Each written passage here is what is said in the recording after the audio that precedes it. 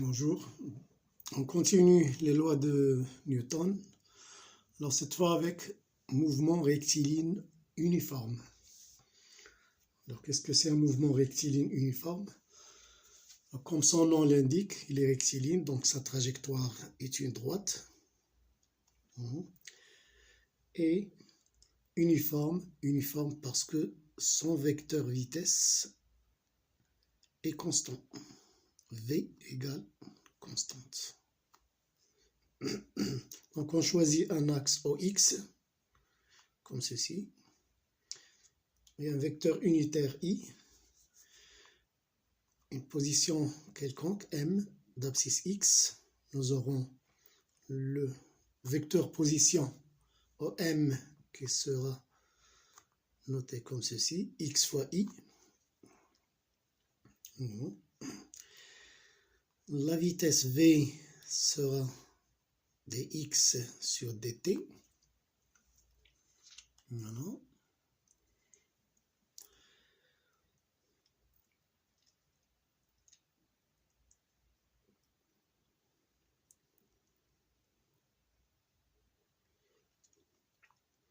Son accélération A qui est égale à, puisque ici c'est une constante, par définition, A qui est dv sur dt sera égal à 0. Donc résumé, pour le mouvement rectiligne uniforme, on a une trajectoire rectiligne,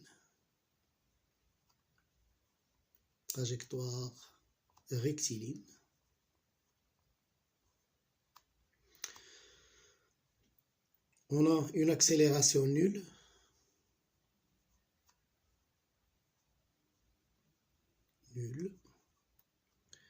donc A égale 0, une vitesse constante,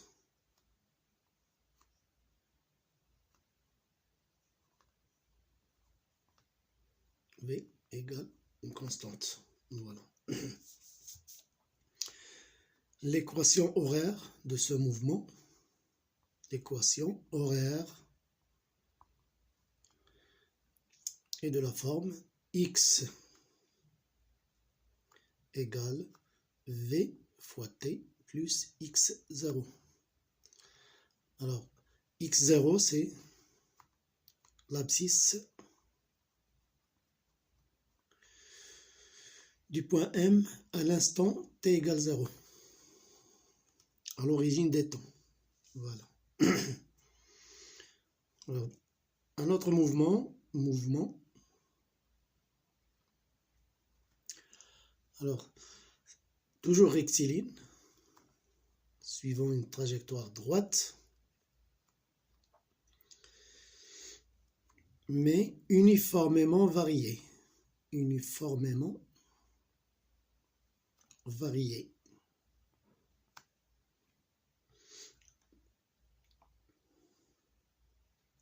Alors ce type de mouvement rectiligne uniformément varié, est caractérisé par les propriétés suivantes. Alors toujours une trajectoire rectiligne,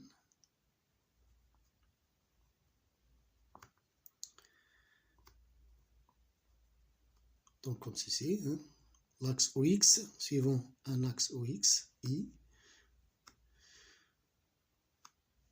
X quelque part là, voilà. Mais cette fois, une accélération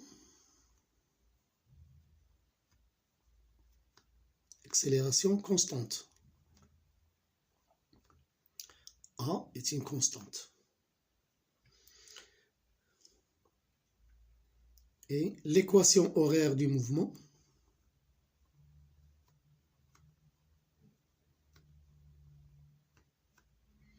est de la forme X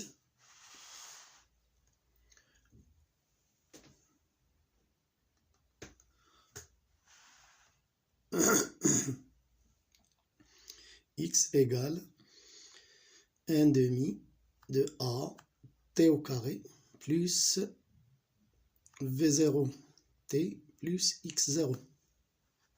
Voilà. Alors V0, c'est vitesse du mobile à l'instant 0, Et x0, c'est toujours abscisse du mobile à l'instant 0. Voilà.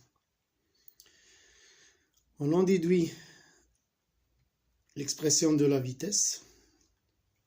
Alors v qui est dx sur dt, la dérivée de x sera égale à a fois t plus v0.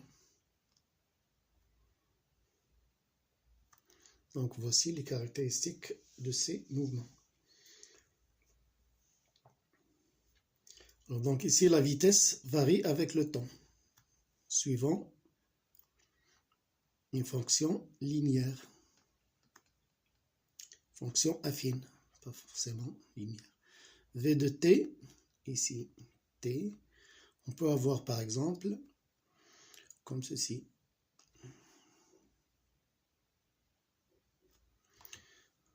La vitesse à l'origine n'est pas forcément nulle, voilà, dans le cas général. Donc si on a cette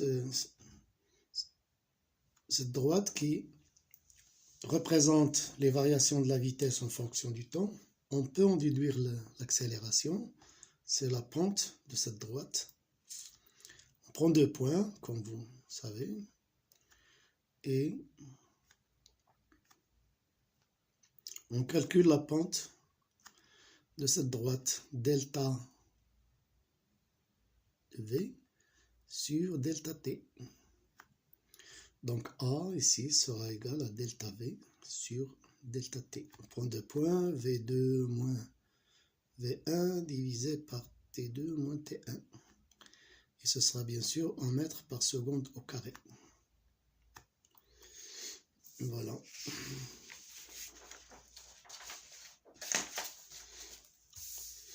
Alors on verra après pour les applications.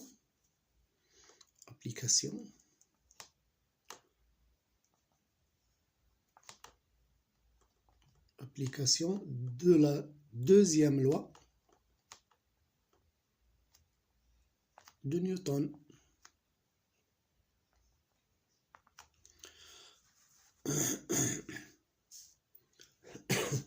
Alors en général, la deuxième loi de Newton sert à déterminer la nature du mouvement du centre d'inertie d'un mobile, connaissant les forces qui s'appliquent sur lui. Donc ce sera toujours le cas. Alors pour résoudre un problème de dynamique en utilisant la deuxième loi de Newton, il faut toujours suivre les étapes suivantes. C'est très important dans l'organisation du travail. Premier point, comme on a dit précédemment, on précise le système étudié.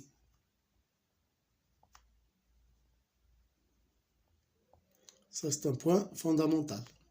Il faut d'abord préciser le système que l'on étudie.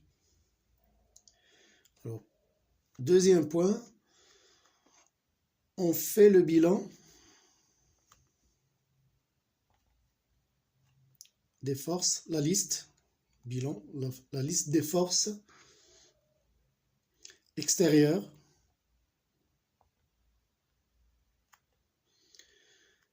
appliquées à ce système.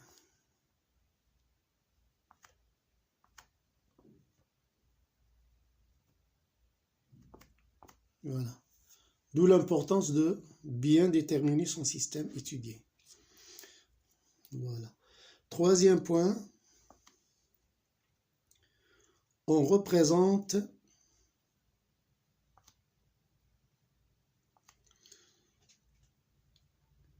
ces forces.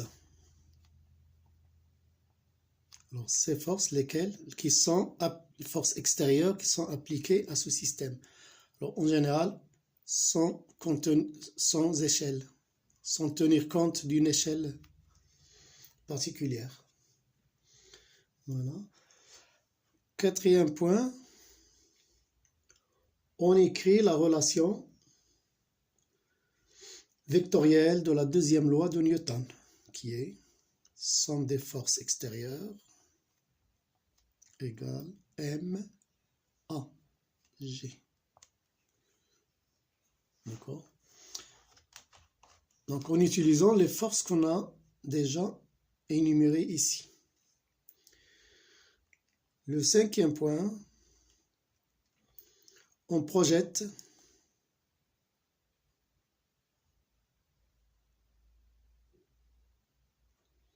cette relation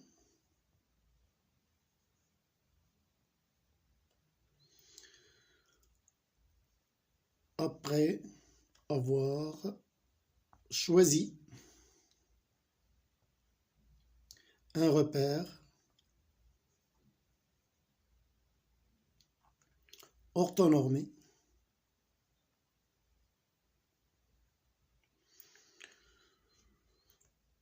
convenable.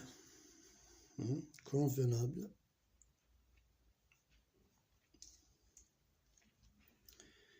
Et qui doit être lié à un repère galiléen.